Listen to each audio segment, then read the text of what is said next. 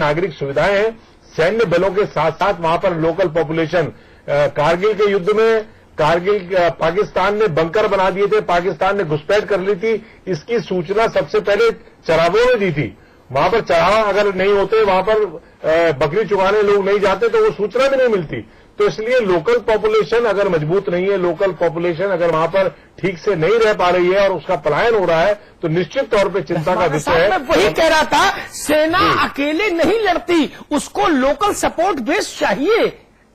Local support system बहुत महत्वपूर्ण होता है युद्ध में। मैं आपकी बात से पूरी तरह सहमत हूं। इसकी जिम्मेदारी किसके ऊपर है? आज वर्तमान में जो स्थिति बनी है अफगानिस्तान के टेरेन में, अफगानिस्तान में दुनिया के सबसे ताकतवर मुल्क क्यों लस्तपस्त हो गया? क्यों हो गया? उसके पास तो दुनिया के सबसे बेहतरीन अस्त्र शस्त्र है, धन की कमी नहीं, ड्रोन अटैक करने की क्षमता है। क्यों हो गया? क्योंकि लोकल सपोर्ट बेस नहीं है। वहां जमीन पर नहीं उतर सकता अमेरिकी, वहां जमीन पर उतरेगा तो मारा जाएगा। आसमान से कितना लड़ेंगे, देखना पड़ेगा ना। इसलिए लोकल सपोर्ट बेस तो चाहिए ना हर आदमी, हर सेना को। लोकल सपोर्ट बेस कहां रहेगा जब वहां मीलों मील खाली हो जाएगा, बंजर हो जाएगा? क्योंकि आपने लोगों के जिंदा रहने के लिए जरूरी इमदाद तो दी ही नहीं। उमेश जी गलत तो नहीं कह रहा?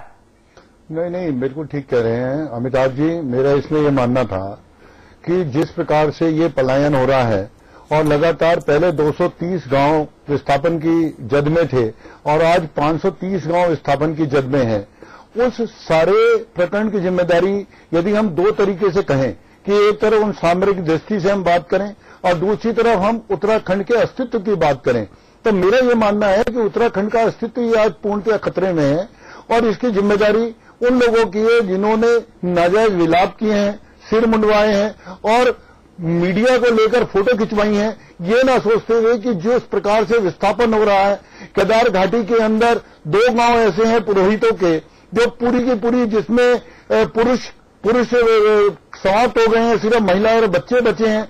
उन सारी चीजों के ऊपर जिस प्रकार से उत्तराखंड सरकार का असंवेदनशील रवैया रहा है, उसमें सामरिक चिंता अलग है, वो एक बहुत बड़ा इश्यू है, लेकिन साथ ही उत्तराखंड का एक अस्तित्व का भी सवाल है। उस अस्तित्व के पीछे आज वर्तमान में जो स्थिति बनी है, जब से ये आपदा आई है, आज 78 दिन हो गए। इन 78 दिनों में केंद्र सरकार और राज्य सरकार की 1 दर्जन समितियां बनी है। अभी नई समिति केदार घाटी विकास प्राधिकरण की और घोषणा हुई है।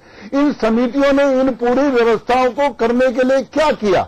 आज हम लोग यही देख रहे हैं कि सिर्फ एक विलाप करना और मीडिया के अंदर फोटो खिंचवाना और एक प्रतीकात्मक रूप से 11 सितंबर को पूजा का एक ढोंग रचना, जिस प्रकार से ये वातावरण बना है, आज इस सारी जिम्मेदारी हमारे यहाँ के मुखिया को, उत्तराखंड सरकार के मुखिया को और उत्तराखंड सरकार को जाती है। और आज पलायन होता था, उत्तराखंड में पलायन होता था, पहाड़े पलायन होता था, नौकरी के लिए पलायन होता था। आज वहां पलायन होना है मात्र अपनी जान बचाने के लिए। वो दर दर भटक रहे हैं, कहीं एक अन्न का दाना नहीं पहुंच पा रहा है। जो बाहर के हमारे राज्य है वो मदद करना चाहते हैं तो उनकी मदद लेने से इनकार है, लेकिन सामरिक दृष्टि से बहुत स्थिति बनी है। आप जो है पूरा चुनावी लक्ष्मणा जी, पलायन के पीछे आपकी सरकार की अकर्मता है। आपकी सरकार से लोग डर गए हैं, उन लोगों के अंदर दहशत है, बाहर का आदमी घबरा रहा है। उसको आप लोगों से मैं एक चीज पूछना चाहता हूं। अग्रवाल साहब, आप लोगों ने बहुत देर तक बोला, एक सवाल पूछना चाहता हूं।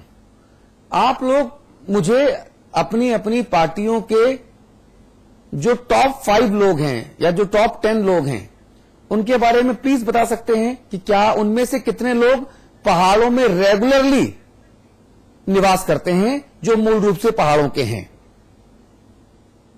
प्लीज धसवाना साहब, मैं चाहूंगा आप शुरुआत कीजिए। ऐसे नेता जो आपकी पार्टी के और सरकार के टॉप 10 नेताओं की सूची में हैं, जो पहाड़ से बिलोंग करते हैं, उनमें से कितने लोग ऐसे हैं जो वाकई अभी भी पहाड़ में ही रहते हैं? देहरादून से हरिद्वार में उन्होंने अपने अपने घर नहीं बनाए।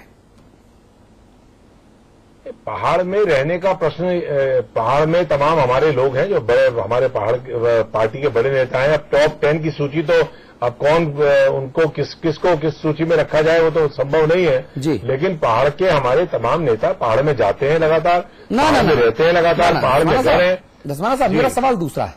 मेरा सवाल ये, जब हमारा शॉपिंग मॉल से मन उब जाता है, हाँ। या 5 तारा होटल में खाना खाते खाते जब उब जाता हूं ना धस्माना साहब, तो कहता हूं ड्राइवर से कि आज किसी ढाबे पर रोको यार गाड़ी, आज ढाबे पर खाएंगे। हाँ। ये आदमी की फितरत है। कभी कभी पहाड़ तो मैं भी जाता हूं। हाँ, मैं हर महीने जाता हूं। दिल्ली के तमाम लोग नेकर और टी शर्ट और उल्टी टोपी लगा के हर सैटरडे संडे जाते हैं लोग। हाँ, लेकिन वो पहाड़ का दर्द नहीं जानते और ना वो पहाड़ी हो जाते हैं। समझ रहे हैं? अगर आपके जो नेता हैं धस्माना साहब, चलिए टॉप 10 ना सही, जो नीति निर्धारक नेता हैं, जिनके फैसले, जिनकी मंशाएं सरकार की नीतियों में परिलक्षित होती हैं, असर डालती हैं, अगर वो ऐसी सैलानी बनकर पहाड़ जाते हैं कि चलो भाई देखें जरा खेती किसानी क्या है, किसी दादू ने कब्जा तो नहीं कर लिया, खेत में जानवर तो नहीं घुसा है, अगर ऐसा कुछ है, ये करने के लिए वो जाते हैं, तो मैं नहीं समझता कि वो पहाड़ों का दर्द बखूबी समझते हैं। और अग्रवाल साहब, यही बात आप पर भी लागू होती है। हालचाल ले लो भाई। हाँ, यही बात आप पर भी लागू होती है अग्रवाल साहब। नेता जो पहाड़ से निर्वाचित होकर आते हैं, वो लोग लगातार जब उनका संसदीय कार्य होता है, चाहे विधानसभा में चाहे संसद में, तो वो दिल्ली रहते हैं या देहरादून रहते हैं। इसके अलावा पहाड़ के सारे नेता पहाड़ जाते हैं, पहाड़ में रहते हैं। अगर पहाड़ में रहते हैं तो फिर लोगों को ये शिकायत क्यों है कि नेता उनके बीच नहीं नजर आता? पहला। दूसरा ये, तो फिर पहाड़ में सरकार की सकारात्मक नीतियों का क्रियान्वयन क्यों नहीं हो पाता? नहीं अतुल, बात दूसरे ढंग से अगर कहें, फिर उमेश जी का बारी, आप जवाब तैयार रखिए। उमेश जी, धस्माना साहब के लिए एक टिप्पणी करूंगा। धस्माना साहब, मेरा तजुर्बा ये बताता है, अगर बड़ा नेता मोहल्ले में रहे तो उस मोहल्ले में कभी पलायन नहीं होता। हाँ। वो सुरक्षा कवच होता है। हाँ। उस जिले में पलायन नहीं होता है। हाँ। जिसमें चीफ मिनिस्टर रहे। हाँ, जिस स्कूल में चीफ मिनिस्टर का बच्चा पढ़ता है, उस स्कूल में बाथरूम से लेकर कैंटीन तक सब दुरुस्त चलती है। जिसमें कलेक्टर साहब का बेटा पढ़ता है, उस स्कूल में भी सब मास्टर टाइम पर आते हैं। ये कैसी बात है मित्र?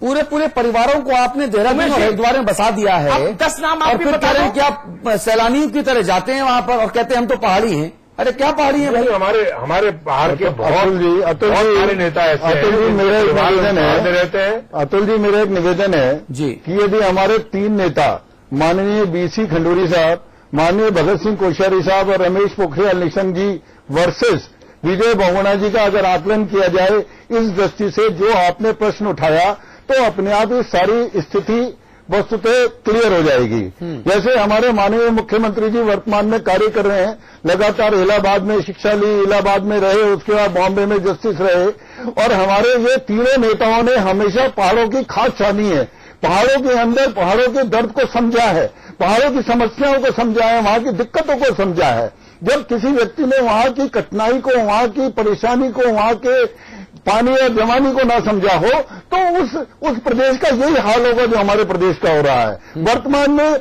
बुनियादी तौर पर आप यहां की भावनाओं से जुड़े नहीं, आप यहां पर दौरा नहीं किया, आप यहां की समस्याओं से अवगत नहीं हुए। माननीय मुख्यमंत्री आपको बनाया है, वो केंद्र में अपने सिस्टम से बनाया है, तो ये खंडूरी सारी साहब को बातों किसने बनाया था? को खंडूरी साहब का चलिए ठीक है। जनता, अच्छा किया आप लोगों ने कि जनता को इस मुद्दे पर विचार करने का मौका दिया। दिक्कत यह है कि जनता के पास कोई विकल्प नहीं है, क्योंकि विनोद बर्तवाल साहब की जो पार्टी है वो विकल्प नहीं हो सकती, समर भंडारी साहब की पार्टी भी विकल्प नहीं हो सकती, और वहां पे जो बसपा के लोग हैं वो भी एक विकल्प, मजबूत विकल्प के तौर पे नहीं उभर पा रहे।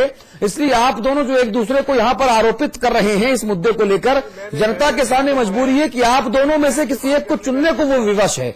अभिशप्त है जनता, क्योंकि अमिताभ जी ने अच्छी बात कही कि अगर कोई बड़ा नेता, एक प्रभावशाली व्यक्तित्व अगर मेरे मोहल्ले में रहता है या मेरे शहर में रहता है, तो भाई मैं तो वो शहर छोड़कर नहीं जाऊंगा। शहर कभी सुना होता है। उदाहरण ऐसे लीजिए, कभी सुना आजम खान के रामपुर से ऐसा कौन व्यक्ति होगा जो रामपुर छोड़ के पलायन करेगा? कभी नहीं। सारी विकास की तो चीजें वहां हो रही हैं, 24 घंटे बत्ती, झड़ाझड़ पानी, सारे बड़े बड़े स्कूल, अस्पताल, सड़क, दुकान, मकान सब तो दुरुस्त है। तो पलायन क्यों होगा? पलायन तब होगा चुटभैया नेता के यहां, जो बेचारा कांग्रेस पार्टी का होगा और 23 वर्षों से यूपी में सत्ता में नहीं आया, उसके मोहल्ले से पलायन होगा, उसके शहर से पलायन होगा, जो कुछ नहीं करवा पा रहा अपने लोगों का। समझ रहे हैं? ये बेसिक चीज समझिए चाहे मॉस्लो की थ्योरी समझिए, चाहे हर्जबर्ग की थ्योरी समझिए, जो basic theory of the needs है ना, उसको समझना पड़ेगा। और पलायन इसीलिए हो रहा है कि थ्योरी ऑफ बेसिक नीड्स को हम फुलफिल नहीं कर पा रहे, और इसीलिए जब पलायन हो रहा है, क्षेत्र खाली हो रहे हैं, तो चीन और बाकी जो लोग हैं, जो देश के दुश्मन हैं, वो बैठे हुए हैं ताक में कि लोग यहां से जाएं और हम कब्जा करें, और हम लोग यहां पर अपनी आपसी राजनीति की दुकान चमकाने में लगे रहते हैं। ये चिंता की बात है, वाकई गंभीर चिंता की बात है अमिताभ जी। हम दरअसल केवल अमिताभ जी चिंता करते रह जाते हैं, जहां एक्शन करना होता है वहां हम चिंता करते हैं। देखिए, मुश्किल ये है, जैसे उत्तराखंड के तमाम लीडरान पहाड़ों के दर्द को समझ रहे हैं ना, हाँ। वैसे दर्द को तो इस दिल्ली में बैठे तमाम लोग सीरिया के दर्द को भी इंटरनेट पे समझ रहे हैं। ट्विटर पे लगातार सीरिया को लेकर भी चिंता जता रहे हैं। हाँ। वो दर्द समझना नहीं होता। हाँ। गांधी जी से लोग पूछते थे कि बापू देश के लिए कुछ करना चाहते हैं, कहां से शुरू करें? तो गांधी जी कहते थे कि 3rd क्लास के रेल के डब्बे में पूरा हिंदुस्तान घूम जाओ, साल 2 साल, तब मेरे पास आओ तो ये सवाल पूछने की जरूरत नहीं पड़ेगी कि कहां से काम शुरू करूं। और जब तक आपकी समझ ये ही नहीं आया कि काम कहां से शुरू करूं, तो इसका मतलब आप इस योग्य ही नहीं कि आप काम करें। जिसने दर्द को देखा उसको किसी से पूछने की जरूरत है कि दवा कहां से शुरू करूं। और अगर कोई उत्तराखंड के आज के जितने नेता हैं, माफ कीजिएगा बात थोड़ी कड़वी है, उनमें से अगर कोई भी नेता ये कहता है कि मैं उत्तराखंड के पहाड़ के दर्द को समझ रहा हूं, तो मैं उस बात को सत्य नहीं मानता। उत्तराखंड की गरीबी, उत्तराखंड की विभीषिकाएं, विपदाएं, आपदाएं, लूट खसोट हमको ये बताती है कि उस देवभूमि के दर्द को कोई समझ नहीं रहा। हमने आपदा से पहले का उत्तराखंड देखा, आपदा के समय का देखा, आपदा के बाद का देखा। लेकिन मुझे लगा था कि शायद यह मामला राष्ट्र के सम्मान से भी जुड़ा है, राष्ट्र की संप्रभुता से जुड़ा है, मसला चीन का है, तो शायद इस पर सब एक होकर कोई राय बनाए। वैसा भी उत्तराखंड में नहीं हो रहा, वैसा भी नहीं हो रहा। विधायकों के वेतन भत्ते बढ़ाने के ही मुद्दे पर दोनों पार्टियां एक हो सकती हैं, अदरवाइज किसी इशू पर एक नहीं हो सकती ना। कोई दूसरा ऐसा मुद्दा है ही नहीं जिस पर कांग्रेस भाजपा दोनों एक हो जाए। आप देश की सुरक्षा पर भी एक नहीं हो रहे। क्या होना चाहिए? निर्वात कर दें, निर्जन भूमि कर देंगे उस इलाके को, कौन सुरक्षा करेगा उसकी? और जो बात धस्माना जी ने कही कि नहीं कुछ रोड तो बनी है, मित्र, पहाड़ी इलाके में रोड बहुत पुख्ता और सुरक्षित विकल्प नहीं हो सकता सैन्य परिस्थितियों में, जब सैन्य ऑपरेशन हो, मिलिट्री ऑपरेशन के दौरान। यह बात दुनिया भर में मान्य है। तब एयर का रास्ता होता है या रेल का रास्ता बेहतर होता है। ये दुनिया भर का उसूल है, ये मैं नहीं कह रहा केवल, दुनिया भर के विद्वानों से पूछिएगा तो यही कहेंगे जी। एयर प्रकृति से प्रभावित होता है उत्तराखंड में, जरूरी नहीं कि जहाज उड़ पाए, तो रेल एक विकल्प थी। आपने तो 5 मीटर भी पटरी नहीं बिछाई 66 बरस में, 5 मीटर भी पटरी नहीं बिछाई कहीं। जितना बना के डलहौजी छोड़ गया, उसके बाद से पटरी लगाई ही नहीं। ये विकास है, ये चिंता है उत्तराखंड की। उत्तराखंड की चिंता में आप सब लोग यूं ही परेशान होते रहे, उसके बाद भी जनता को नतीजा नहीं मिले, तो उस चिंता का भी मुझे लगता है कोई लाभ नहीं। बहुत बहुत धन्यवाद। ठीक वैसे ही है कि काम का जिक्र कर, जिक्र की खूब ज्यादा फिक्र कर, लेकिन काम ना कर। काम का जिक्र कर, जिक्र की फिक्र कर, लेकिन काम ना कर। दिक्कत ये है, अगर ये दिक्कत जिस दिन सही हो जाएगी, उस दिन आप लोगों को ऐसे जो बेतुके जो तथ्य और तर्क हैं वो प्रस्तुत करने की जरूरत ही ना पड़ेगी। लेकिन जनता के पास दरअसल कोई विकल्प नहीं है, इसलिए जनता ये तथ्य और तर्क सुनने के बावजूद, समझने के बावजूद उन्हीं लोगों को चुनने के लिए मजबूर है, अभिशप्त है, जो लोग केवल काम का जिक्र करते हैं, जिक्र की फिक्र करते हैं, लेकिन काम नहीं करते हैं। बहुत बहुत शुक्रिया आप सभी का। आपके अपने चैनल समाचार प्लस पर खबरों का सिलसिला लगातार जारी है। नमस्कार।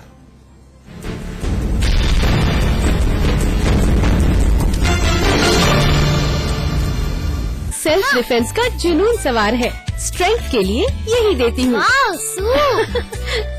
इस इंटेलिजेंट सुपरमैन को खीर बहुत पसंद है। हस्बैंड को ऑफिस में भी बिरयानी चाहिए।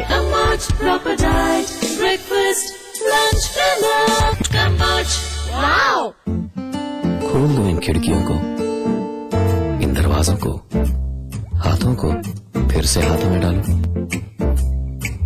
किसी को गुदगुदाओ, किसी को गोद उठाओ, दोस्ती करो, मोहब्बत करो, पास पास आओ